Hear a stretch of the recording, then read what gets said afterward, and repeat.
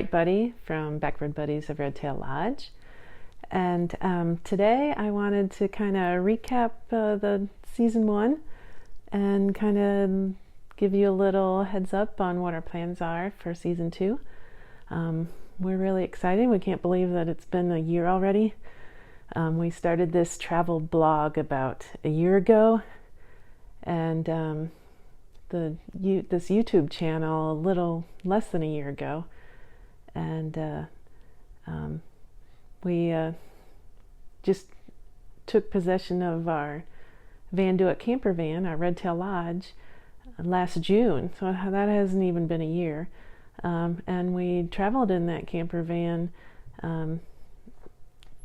what was it, like 15,000 miles and 31 different states in about 3.5 months, and we've tried to share that experience with you, and hopefully you enjoyed it. I know on the YouTube channel we've got a few gaps in where we've been and kind of travel, and I hope to get those gaps filled in over the next few weeks, so you can kind of get caught up, and if not, you can go over to our travel blog on our website, and all of our travels are on there. So we last year's travels were it was really kind of 3 big loops. We were mainly following the Blue Knights Drum and Bugle Corps tour around the country, so we could meet up with them once a week and watch our daughter perform. So it was a little faster paced than we wanted to, so because it was a lot of miles in 3.5 months. So the Western Loop we did covered places like Capitol Reef National Park, Bryce Canyon National Park, Valley of Fire State Park in Nevada, Sequoia National Park in California, the Coastal Redwoods in California, went up to Leavenworth, Washington, and then came around to Hot Springs State Park in Thermopolis, Wyoming. And then after stopping off home real quick, we then did what we called our Eastern Loop. And first we kind of headed south, went to Taos Pueblo in New Mexico. Then we did Carlsbad Caverns, and then over to San Antonio, Texas. Did Fort Pickens in Pensacola Beach, Florida. And then came up in North Carolina. We did a little 3-day backpacking section hike of the Appalachian Trail in North Carolina. And then on our way back, we hit the Hot Springs National Park in Arkansas. And then after a couple weeks of resting up at home, we did our little loop out to Grand Canyon National Park. And that was kind of the highlight of the season. So if you notice some of the places we go, we normally like to hit a lot of the state parks and national parks, because we like to do a lot of hiking and be kind of close to nature, and we kind of shy away from big cities and interstates. And some of our favorite memories are from just little things we just happened to come across on the back roads. Leavenworth, Washington was one of those. We hadn't even heard of it before, and we were just driving through town and had to stop. The other thing was, the other kind of little surprise was the Hot Springs State Park in Thermopolis, Wyoming. That was kind of a neat little stop we weren't expecting. I'm trying to think, the other one was in Arkansas.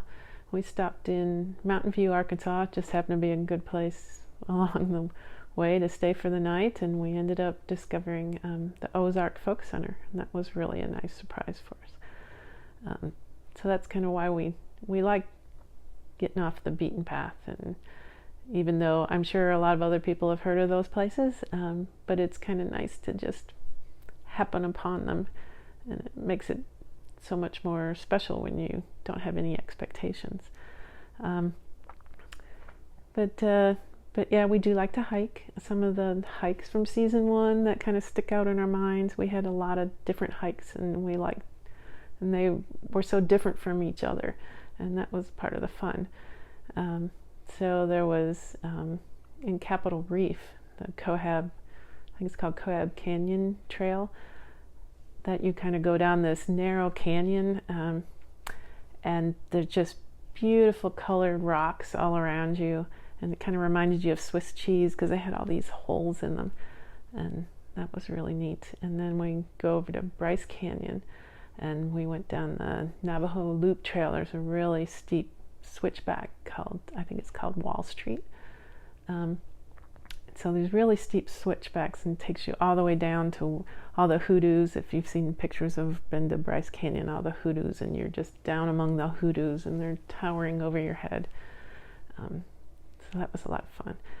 And then Valley of Fire State Park, there's a fire wave trail, and of course we were there in June and it was hot, so we got up really early in the morning to go on this fire wave trail, and it was just a really neat experience. Just these different color layers, and they kind of had this wave pattern through the rocks, and it was just really stunning.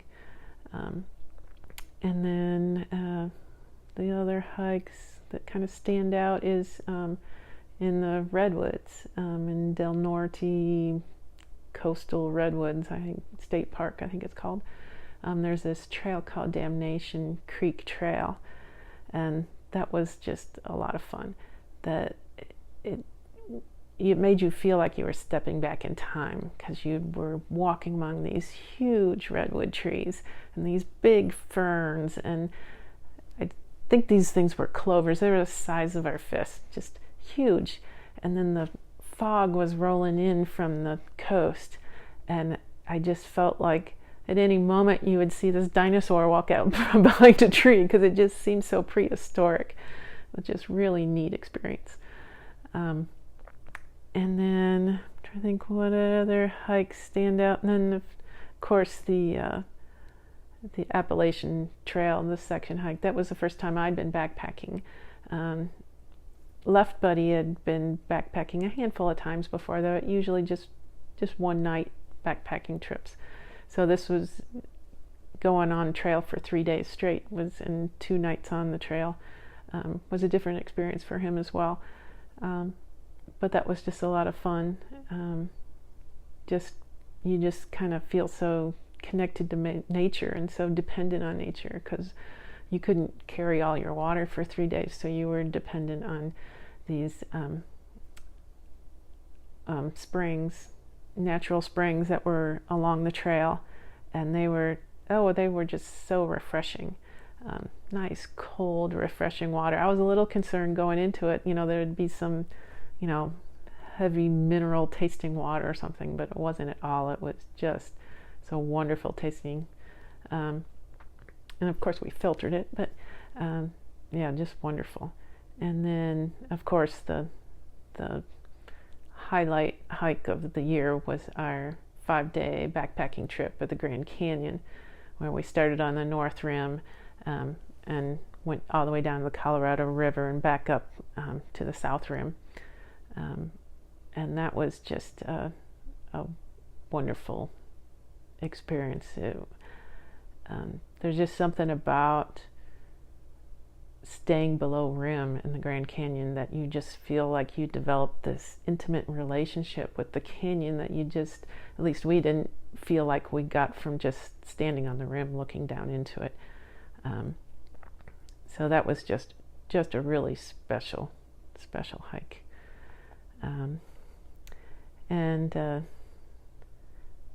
So yeah, and it was just, part of that too, of the backpacking trips were the camaraderie that you had with the other backpackers on the trail. Yes, they're total strangers, but you're kind of sharing a common experience with them, and you don't see that many other people on the trail. And so you naturally, stop and carry on conversations and just kind of really develop this little bond with them. probably may never see him again, but it was just a nice experience. So then some of the campgrounds that kind of stand out to us over the season one were, we had quite a variety because our camper van's less than 20 feet, so we didn't really have any restrictions on where we could stay. So we did a variety of anywhere from, a private campground with all the luxuries of flush toilets and hot showers and coin laundries and electrical hookups. And then the other extreme was dispersed camping with nothing but a place to park. And they all kind of have their own pros and cons and different appeal. So the ones that kind of stand out was at Laddle Campground in Valley of Fire State Park. Your campsite is just right nestled in these beautiful rock formations, and so you're just surrounded with this stunning beauty just from your campsite. You don't even have to go anywhere to enjoy it. And then I remember the campsite in Humboldt Redwood State Park. It was Burlington Campground, and that was another one of those amazing places where the campsites are nestled among all these huge old redwood stumps because the area had been logged quite a long time ago. And there's other trees that have grown up. But it just was just a really different experience to be nestled in among those great big huge redwood stumps. So that was cool. Another campground that was a neat experience, it wasn't even really a campground, was Crystal Beach in Texas. It's right along the Bolivar Peninsula, and it's not the prettiest beach we've ever seen, but we were able to camp out on the beach for basically free, and we, that was just a neat experience to wake up to sunrise and on the beach. So that was just a really, really special experience. And then there was the Fort Pickens campground down on Pensacola Beach, Florida.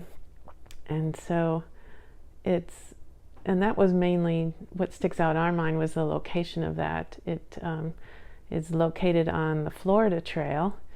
The Florida Trail goes right through the middle of the campground. And so a mile in one direction along the trail that you could either walk or bike on was the historic Fort Pickens, and then a mile the other way takes you to Langdon Beach, which is just this gorgeous white sandy beach, and not that many people there because it's away from all the hotels and everything else further down at Pensacola Beach. Just beautiful. And then kind of going a couple other extremes. When we were at Grand Canyon, when we weren't on the trail, we stayed at Mather Campground right there inside the national park, Grand Canyon National Park. And it's a nice campground. It's got, flush toilets, coin laundry, coin showers, little camp store, but it's a huge campground. Probably, I think it was the largest campground we stayed at all year.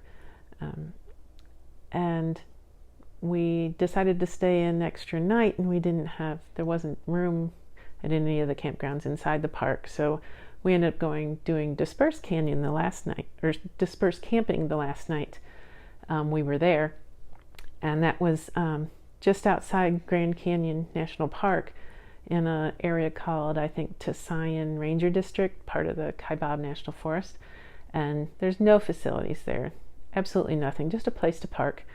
But we ended up liking that campsite better than we did in Mather Campground. Well, of course, we had our camp chairs stolen while we were at Mather Campground, so that didn't help with our experience there. But at the Dispersed Camping, there was a handful of other campers not too far from us, and one of the other campers invited us over that evening around the campfire, and so there was a handful of us just all sitting around the campfire and swapping travel stories, and that was just a really nice experience, a really, generating fond memories there. So that was just a lot of fun. So, a little over a year ago, I quit my software engineering job, and we said we'd give this travel blog about a year and see how things went. So it's now over a year. Are we ready to throw in the towel? Heck no. We're ready to continue this for the foreseeable future.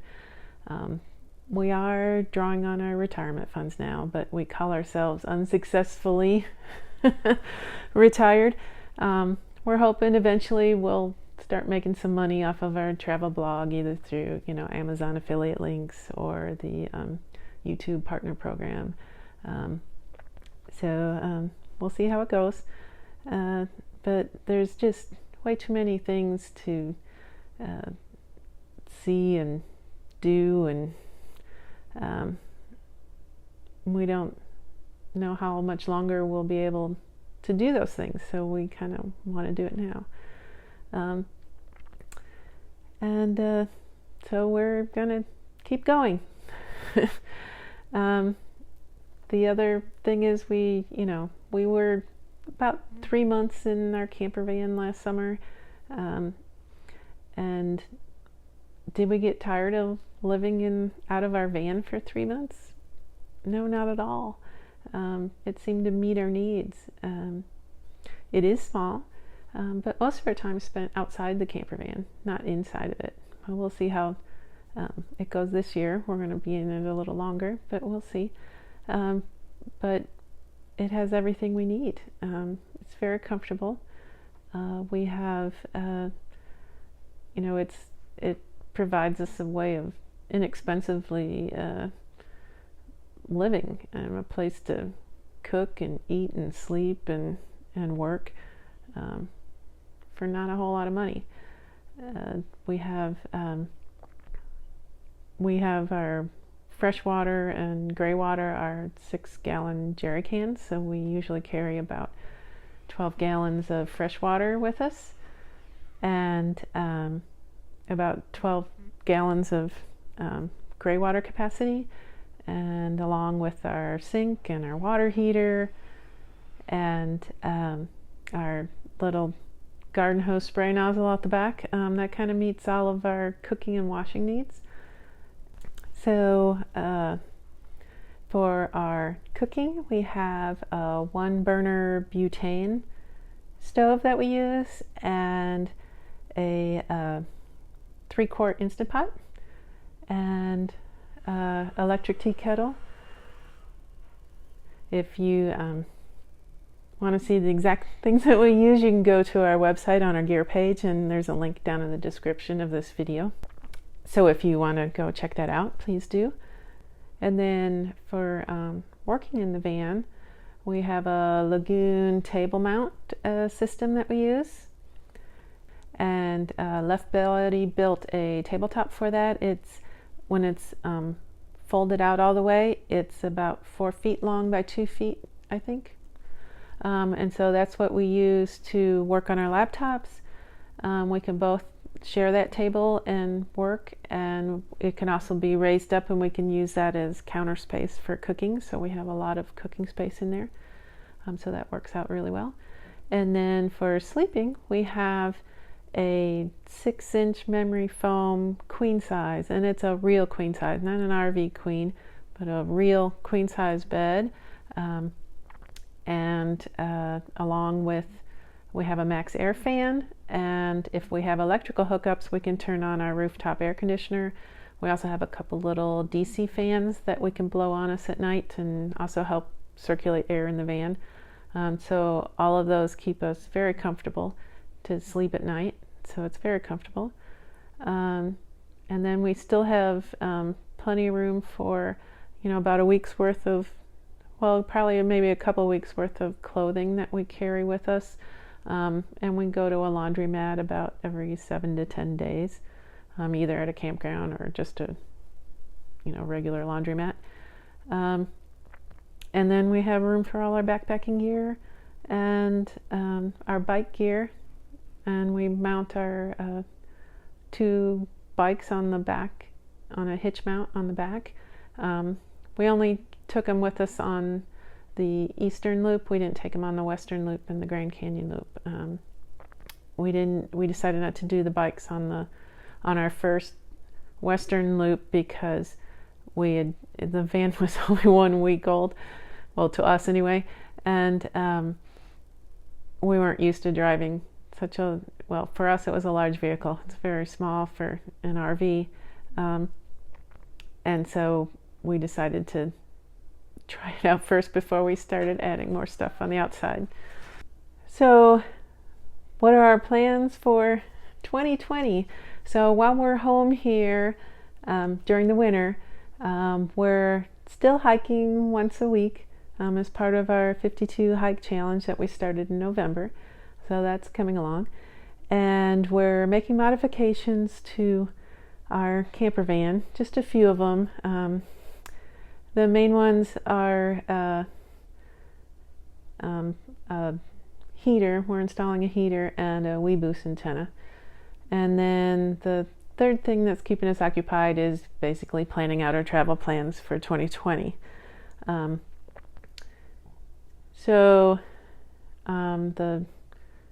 heater, we decided to add the heater to the van because we're going to be traveling for 6 months instead of 3, so it's going to be a little cooler in the kind of shoulder seasons there that we didn't have last summer. We didn't include the heater as part of our initial build because we were trying to save some money. Cash was a little tight last year. The months we were traveling, we didn't feel we would need a heater, and we didn't really need the heater last summer. We're in the middle of installing that now. Well, mostly Left Buddy's busy doing that. And then the other thing was the WeBoost antenna. That was something we did struggle with a little last summer. Left Buddy's still trying to get in 20 hours a week through his consulting business. And we found a lot of places and the places we like to stay don't have very good internet connections, and he can't get any work done if he doesn't have an internet connection. So we're hoping that the WeBoost antenna will give us that little extra edge, along with a little bit of a slower pace this season, will help us let Left Buddy get those 20 hours in a week. So our plans, we're basically doing 2 loops this year. One's really short. So in the spring, we're going to make a trip out to Ohio for the Winter Guard International Championships in Dayton in April. And that's so we can watch our daughter perform again, of course. So she's no longer in drum corps, but because she's aged out of drum corps. Winter Guard, at least at the world class level, has no age limit, and so she may be doing this a while, but we haven't been in a few years, so we're going to go watch her perform this year. Whether we do that in future years or not, we'll see. Depends how long she's in it and what our plans are. But we turned it into a several week trip. We're going to do several state parks along the way, plus do the Indiana Dunes National Park. And that'll help us keep up with our 52 hike challenge, both the original series and the National Park series that we've committed to doing. So that should be fun. And then our big travel plans won't start till June 1st. So we'll basically hit the road June 1st, get back a little bit just before Thanksgiving, I think the Monday before, so cutting it really close there. And we're basically going to concentrate on the states that we didn't do season 1. So we're kind of heading up north, doing Upper Peninsula of Michigan, coming down through Ohio, going out. And our goal is to get out to Maine in time for the peak color in the fall. We'll see how well we time that. And then hopefully follow the color down the Appalachian Mountains as it moves south. And then kind of head back. If you look at the map we have drawn out, it doesn't quite look like a loop. But then we had to make a couple little crisscrosses there because we're going to meet up with some friends for an Ohio State football game in the fall. And earlier in the summer, we're going to be meeting up with my brother's college friends. They do a little camping trip. We went there during season 1, and we're going to meet up with them again for a few days down in Tennessee. And then we also found out there's an Adirondack Balloon Festival up in New York. So we kind of rearranged our route a little bit so we could hit that as well. So we'll see what that's all about. I don't think it's quite as big as the one down in, now I'm a blank, the big balloon festival. I don't know why I can't think of the name of it right now. I'll put a little caption there for you. But it looked like it might be some fun, so we'll go check it out and you can see what it's like. So that's kind of our big travel plans there. So